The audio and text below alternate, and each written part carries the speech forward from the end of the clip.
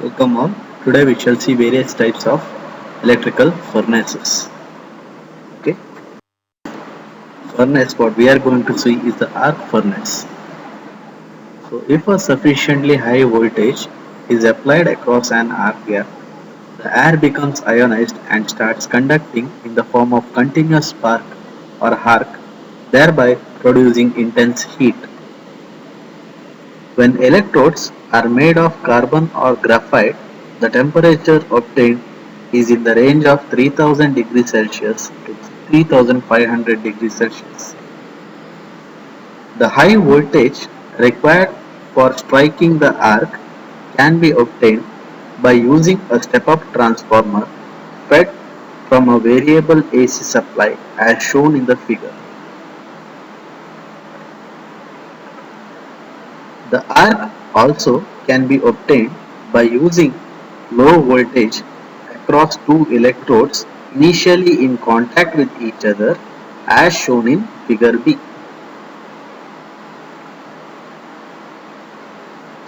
The low voltage required for this purpose can be obtained by using a step-down transformer. Initially, the low voltage is applied when the two electrodes are in contact with each other. Next, when the two electrodes are gradually separated from each other, the arc is established between the two electrodes. Arc furnaces can be of the following two types: direct arc furnace and indirect arc furnace. The first type is the direct arc furnace. In this case, arc is formed between the two electrodes and the charge. The electric current passes through the body of the charge as shown in the figure. Such furnaces produce very high temperatures. Direct arc furnaces are of two types: conducting bottom type and non-conducting bottom type. The first type of direct arc furnace is the conducting bottom type furnace. It is as shown in the figure. As seen from the figure, bottom of the furnace forms a part of electric circuit so that the current passes through the body of the charge, which offers very low resistance. Hence, it is possible to obtain high temperatures in such furnaces. Moreover, it produces uniform heating of the charge without stirring it mechanically.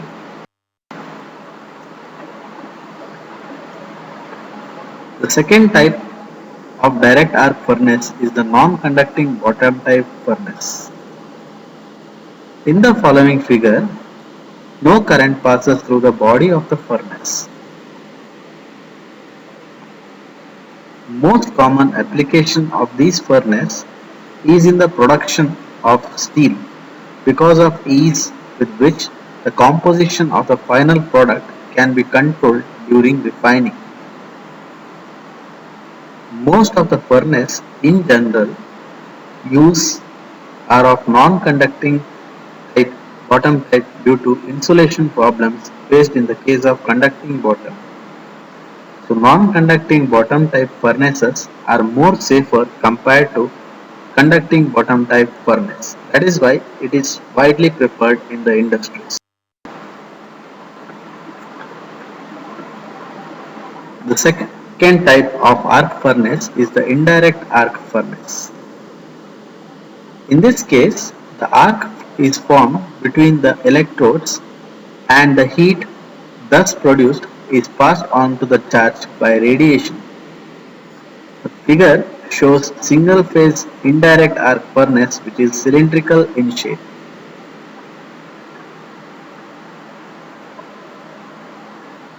The first figure shows the overall arrangement of the furnace.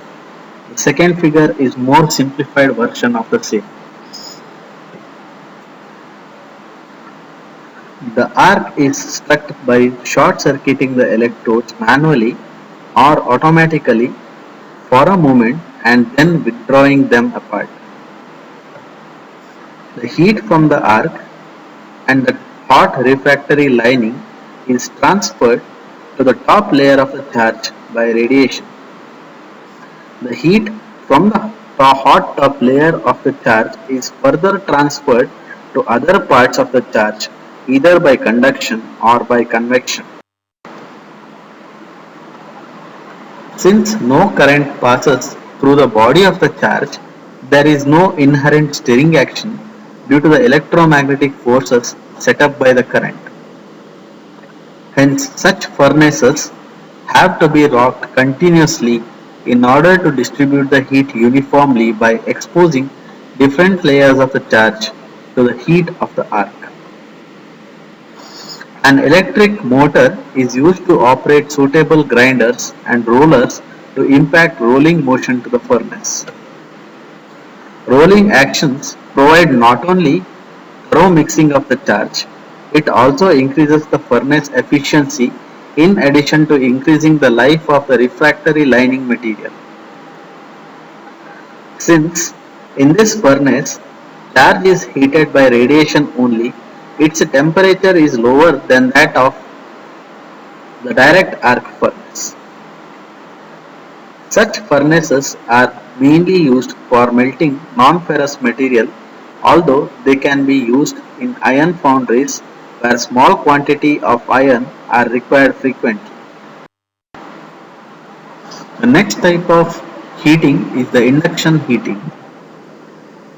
This heating process makes use of the current induced by the electromagnetic action in the charge to be heated. In fact, induction heating is based on the principle of transformer working.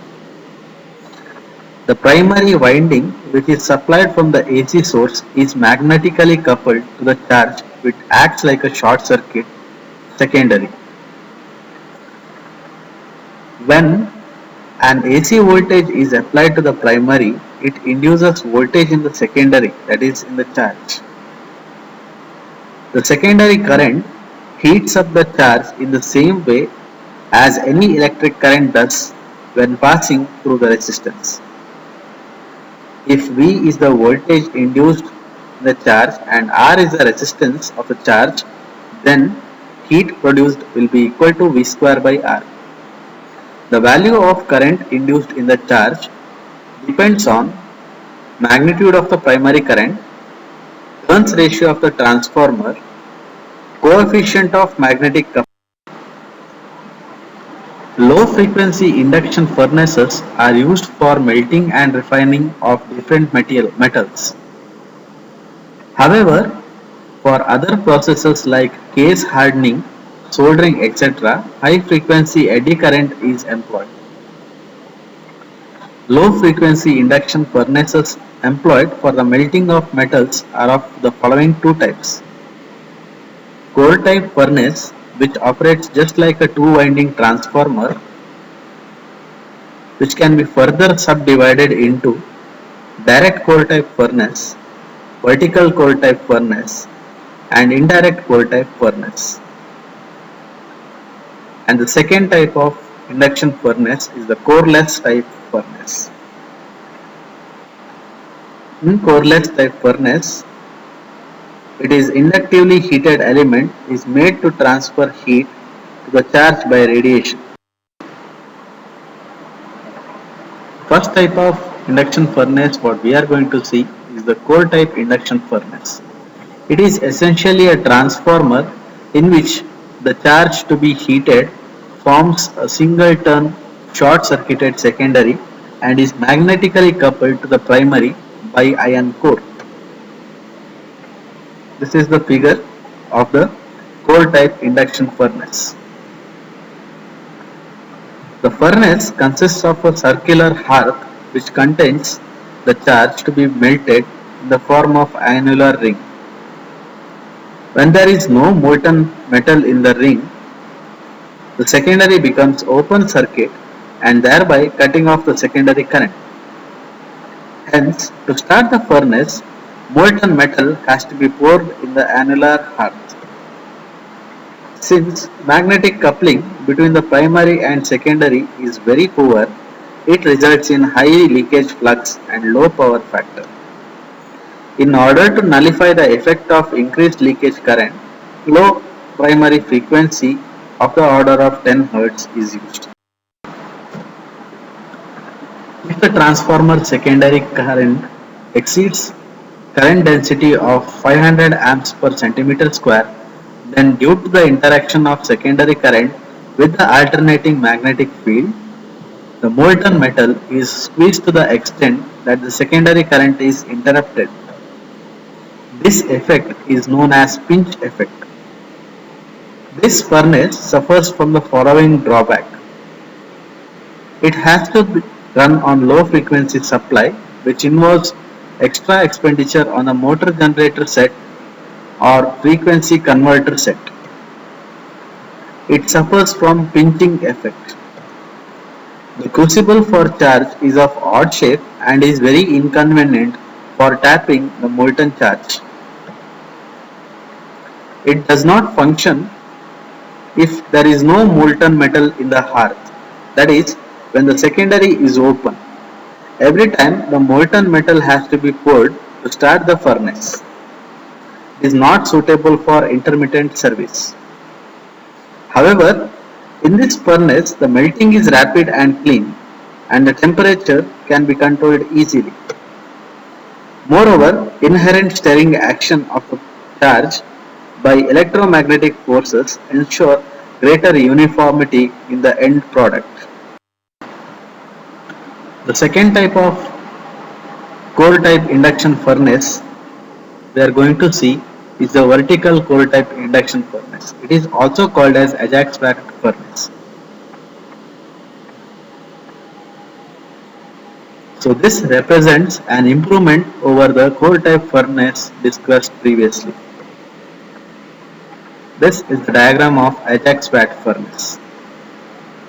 As shown in the figure, it has a vertical channel instead of horizontal one for the charge, so that the crucible used is of vertical, which is convenient from the metallurgical point of view. In this furnace, magnetic coupling is comparatively better and the power factor is high. Hence, it can be operated from normal frequency supply. The circulation of the molten metal is kept up round the V portion by convection currents. As the V channel is narrow, even a small quantity of charge is sufficient to keep this secondary circuit closed. However, the V channel must be kept full of charge in order to maintain continuity of secondary current. This fact makes this furnace suitable for continuous operation. The tendency of the secondary circuit to rupture due to the pinch effect is contracted by the weight of the charge in the crucible. The choice of material for inner lining of the furnace depends on the type of charge used. Clay lining is used for yellow brass. For red brass and bronze, an alloy of magnesia and alumina or corundum is used. The top of the furnace is covered with an insulated cover which can be removed for charging. The furnace can be tilted by suitable hydraulic arrangement for taking out the molten metal. This furnace is widely used for melting and refining of brass and other non-ferrous metals. It is suitable for continuous operation and has a power factor of 0.8 to 0.85. With normal frequency, its efficiency is about 75% and its standard size varies from 60 to 300 kW, all single phase.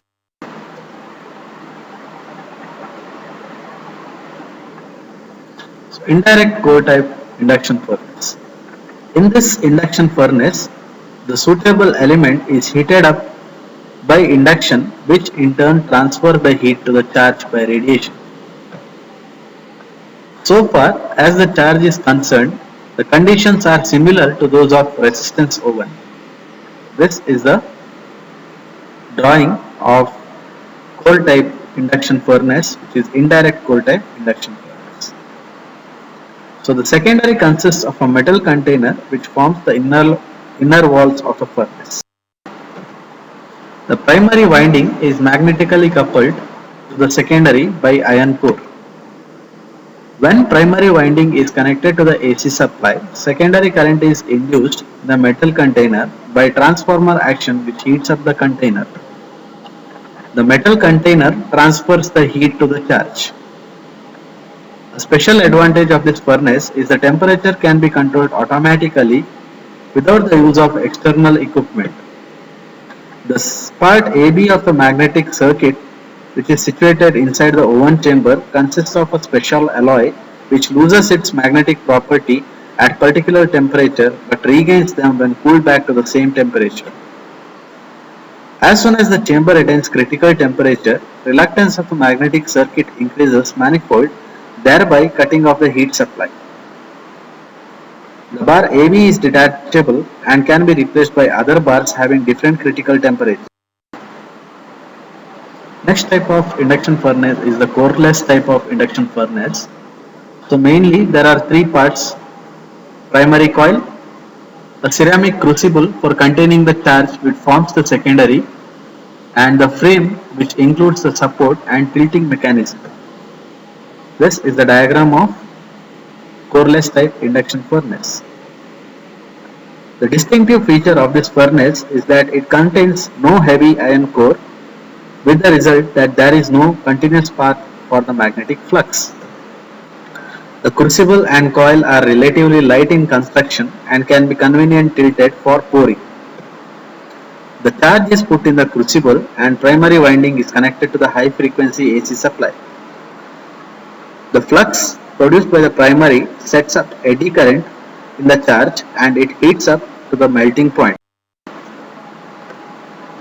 Since the flux density is low due to the absence of magnetic core, high frequency supply should be used because eddy current loss required for heating the charge is given by WE, which is proportional to B square into F square. Since B is small, F should be large to have high eddy current losses. However, this high frequency increases the resistance of the primary winding due to skin effect, thereby increasing the primary copper losses. Hence, the primary winding is not made out of copper. Instead, it consists of hollow copper tubes which are cooled by water circulating or liquid nitrogen circulating through them. Since magnetic coupling between the primary and secondary windings is low, the furnace power factor lies between 0.1 to 0.3. Hence, static capacitors are invariably used in parallel with the furnace to improve its power factor. Such furnaces are commonly used for steel production and for melting of non-ferrous metals like brass, bronze, copper, aluminium, etc., along with various alloys of these elements. Special application of these furnaces include vacuum melting, melting in a controlled atmosphere, and melting for precision casting, where high frequency induction is used. It also finds wide use in the electronic industry and in other industrial activities like soldering, brazing, hardening, annealing, and sterilizing of surgical instruments, etc.